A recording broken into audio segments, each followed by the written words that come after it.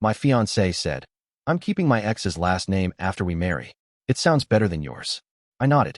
Then I quietly returned the $6,800 wedding dress and booked a solo trip. What she found in her closet the next morning left her speechless. I, 29M, thought I knew the woman I was going to marry. I was wrong.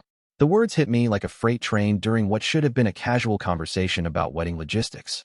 My fiancée of 2 years casually mentioned she'd be keeping her ex-husband's last name after our marriage because it sounded better than mine. She said it with the same tone someone might use to discuss the weather, completely oblivious to the nuclear bomb she'd just dropped. I sat there for a moment, processing what I'd just heard. She wasn't talking about keeping her maiden name for professional reasons, something I would have completely understood and supported. No, she wanted to keep the surname of the man who had cheated on her repeatedly before their divorce. The same man she claimed to despise. The same name that represented 3 years of what she described as pure misery. I nodded slowly, keeping my expression neutral. Inside, something fundamental shifted. 24 months of planning a future together, of believing we were building something special, suddenly felt like an elaborate joke where I was the only one not in on the punchline. She continued talking about flower arrangements and seating charts as if nothing had happened. I made appropriate sounds of agreement while my mind raced. The $6,800 wedding dress hanging in our spare bedroom suddenly felt like a monument to my naivety. The venue deposit, the catering arrangements, the invitations we'd already sent out, all of it started to feel like props in a play I never auditioned for. That evening, after she fell asleep, I lay awake staring at the ceiling. Questions I'd been unconsciously avoiding suddenly demanded answers. Why did she still wear the jewelry her ex had given her? Why did she get defensive whenever I suggested she remove his photos from her social media? Why did she still have his number saved under a heart emoji in her phone? The morning brought clarity with the sunrise. While she got ready for work, I made a decision that would change everything. I told her I needed to run some errands and would be back later. She barely looked up from her phone, probably texting someone about wedding details that increasingly felt meaningless. My first stop was the bridal boutique. The sales associate remembered me. We'd spent 3 hours there 6 months ago while my fiancé tried on dozens of dresses. She'd finally chosen the most expensive one, insisting it was the one, while I handed over my credit card with a smile. The return policy was strict, but I kept the receipt and all the tags were still attached. The associate seemed confused when I explained I needed to return the dress. She asked if there was a sizing issue or if the bride had changed her mind about the style. I simply told her the wedding was off and provided the receipt. 45 minutes later, I walked out with a check for the full amount. Next, I drove to the travel agency downtown. I'd been researching solo travel destinations for months, secretly bookmarking articles about hiking in Patagonia and photography tours in Iceland. Those dreams had been shelved for wedding planning, but suddenly they felt urgent and necessary. The travel agent was enthusiastic about my plans for a 3-week solo adventure. We booked flights, arranged accommodations, and set up a photography workshop that would keep me busy for the entire trip. The departure date was set for the following week, well before our scheduled wedding date. On my way home, I stopped at a print shop and had them create a simple sign. Nothing dramatic or cruel, just 8 words that would explain everything she needed to know. I arrived home before she did, giving me time to execute the final phase of my plan. I went to our spare bedroom, where the wedding dress hung like a ghost of future dreams. Carefully, I took it down and folded it into the return box I'd brought from the boutique. In its place, I hung the sign I'd had printed. Then I placed my engagement ring on the small table beneath it, next to the boarding passes for my solo trip. When she came home that evening, she called out her usual greeting from the front door. I was in the kitchen, finishing dinner preparations as if it were any other Tuesday night. She complained about traffic and her demanding boss while I plated our meal. We ate while she scrolled through her phone, occasionally showing me photos of centerpieces she was considering. After dinner, she mentioned she wanted to check on the dress to make sure it was hanging properly. She'd been paranoid about wrinkles since we brought it home. I continued washing dishes, listening for her reaction. The silence from the spare bedroom stretched long enough that I began to wonder if she'd seen it. Then I heard her voice, confused and questioning, calling my name. I dried my hands and walked slowly toward the bedroom. She stood frozen in front of the closet, staring at the sign hanging where her dress should have been. The words were simple but clear. Keeping his name? Keep his memory too. I'm done.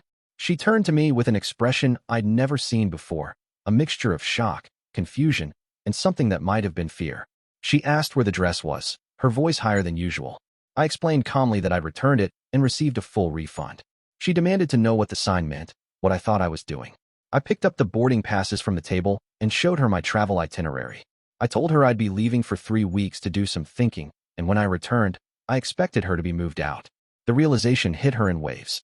First came disbelief. Surely I was overreacting to a simple comment about names. Then came anger. How dare I make such a dramatic decision without discussing it with her? Finally came panic as she understood that I wasn't bluffing or throwing a tantrum. I was serious. She tried to minimize what she'd said, claiming I'd misunderstood her intentions. She insisted she'd only meant the name sounded more professional for her career. But when I asked why she hadn't mentioned this professional concern during the 2 years we'd been engaged, she couldn't provide an answer. She attempted to negotiate, suggesting we postpone the wedding to work through this misunderstanding. I reminded her that she'd had 2 years to mention this preference and had chosen to wait until 3 weeks before our wedding.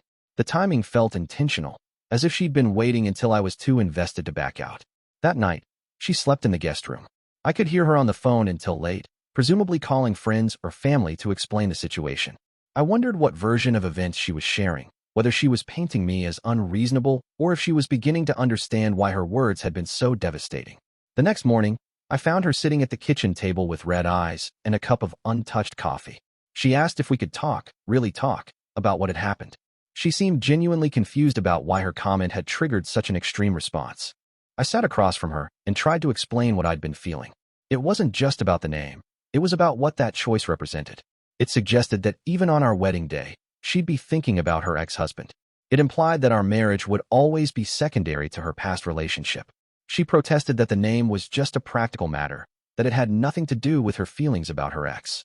But when I asked her to honestly examine why she wanted to keep it, she couldn't provide a compelling answer beyond it sounding better. I pointed out that she'd never mentioned this preference during our relationship.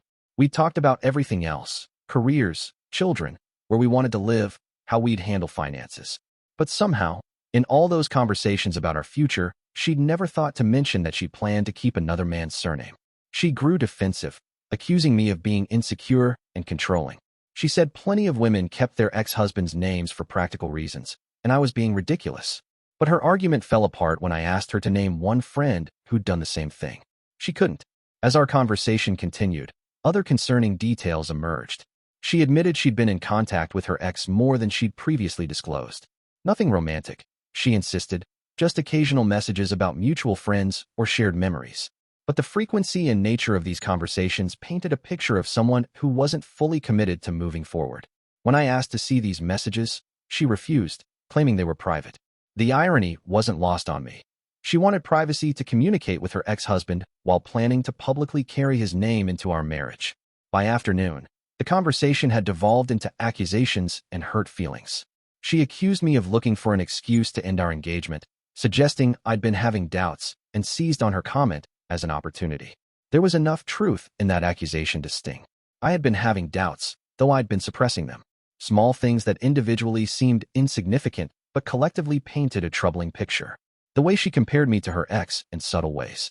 How she still wore jewelry he'd given her. The defensive way she reacted whenever I suggested moving past her previous marriage. She left that afternoon to stay with her sister, claiming she needed space to think. I used the time to pack for my trip and reflect on the relationship I was walking away from. The house felt different without her presence, lighter somehow, as if a weight I hadn't realized I was carrying had been lifted. Update 1. She returned 2 days later with a different approach. Gone was the defensiveness and anger, replaced by tears and apologies. She said she'd talked to her sister and realized how her comment must have sounded. She offered to change her name legally before the wedding to prove her commitment to our future together. But the gesture felt hollow. She was offering to fix the symptom while ignoring the disease. The issue wasn't really about the name. It was about the mindset that made her think keeping her ex's surname was acceptable in the first place. I told her I appreciated the gesture, but that my decision remained unchanged.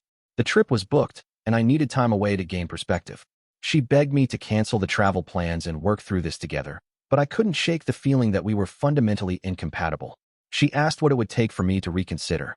I told her honestly that I didn't know if anything could repair the trust that had been broken.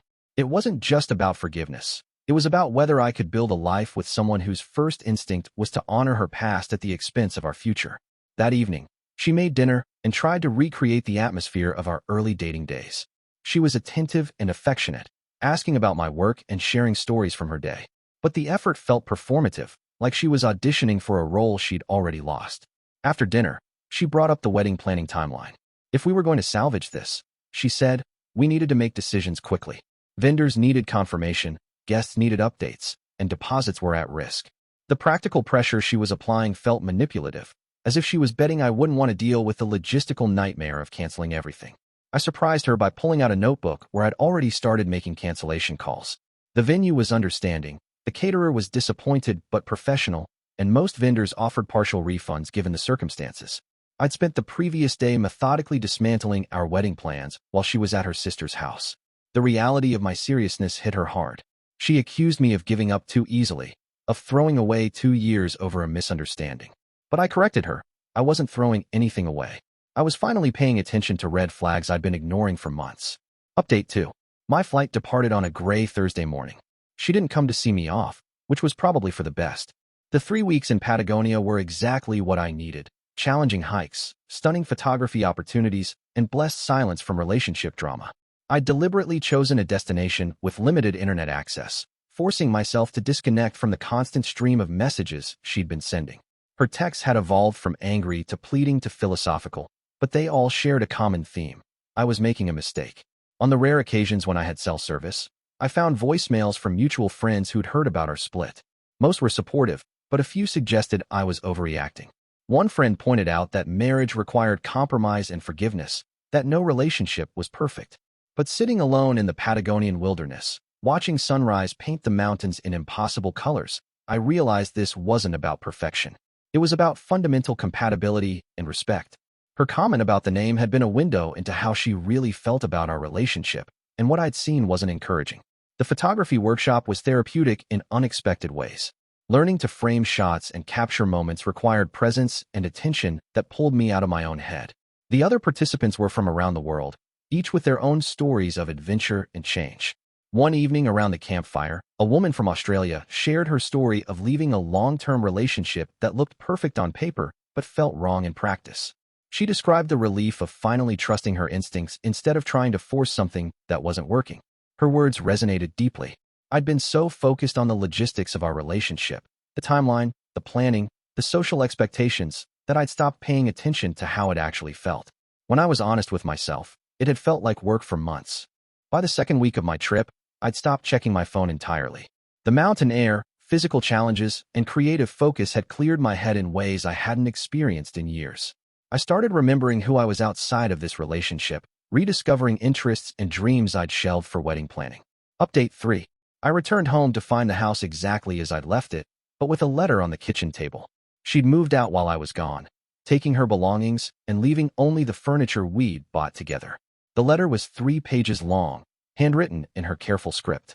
She wrote that she'd spent the 3 weeks thinking about our relationship and had come to understand why I'd reacted so strongly to her comment. She acknowledged that she'd been holding on to her past in unhealthy ways and that her attachment to her ex-husband's name was symptomatic of deeper issues. The letter contained apologies and promises, but also acceptance. She wrote that she respected my decision to end our engagement and hoped that someday we could be friends. She thanked me for the good times we'd shared and wished me happiness in whatever came next. Her mature response was both surprising and validating. It confirmed that ending our engagement had been the right choice, even though it hadn't been easy. If she could recognize the problems now, why hadn't she seen them before? The answer suggested that some realizations only come through loss. I spent the next few weeks readjusting to single life. Friends rallied around me with invitations and support, though some still questioned whether I'd been too hasty. But as days passed without the constant undercurrent of relationship tension, I felt increasingly confident in my decision. The photography skills I developed in Patagonia became a new passion. I started freelancing on weekends, capturing weddings and events with a perspective informed by my own experience with relationships and commitment. There was irony in becoming a wedding photographer after canceling my own wedding, but it felt right somehow. Months later, through mutual friends, I learned that she'd legally changed her name back to her maiden name and was in therapy to work through her attachment to her past marriage. She'd also started dating someone new, a divorced father who apparently understood her complicated relationship with her history. I felt genuinely happy for her. Our relationship had been wrong for both of us, and ending it had freed us both to find better matches. The name issue had been a catalyst, not the cause, of our incompatibility. If I'd ignored it and gone through with the wedding, we'd have been divorced within 2 years. Looking back, I'm grateful for her thoughtless comment about keeping her ex's name. It forced a conversation we'd been avoiding and revealed truths we'd both been hiding from. Sometimes the end of something good leads to the beginning of something better. The $6,800 I got back from returning the wedding dress went toward camera equipment and travel gear. The engagement ring was sold to fund my next solo adventure. And the sign I'd hung in the closet became a reminder that sometimes the most loving thing you can do is walk away. 6 months after my return from Patagonia, I was genuinely happier than I'd been in years.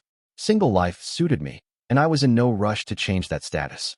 I'd learned the difference between being alone and being lonely, and I'd chosen alone, at least for now. The whole experience taught me that dramatic gestures aren't always about punishment or revenge. Sometimes they're about clarity, cutting through confusion and mixed signals to reveal what's really important. My quiet response to her thoughtless comment had saved us both from a marriage that would have made us both miserable. In the end, we both got what we needed, even if it wasn't what we'd originally wanted. She got the space to work through her issues, and I got the freedom to rediscover myself. Sometimes the best gift you can give someone is the chance to find someone better suited for them than you are. The closet in the spare bedroom now holds hiking gear and camera equipment instead of wedding dresses and broken dreams. It's a much better use of the space.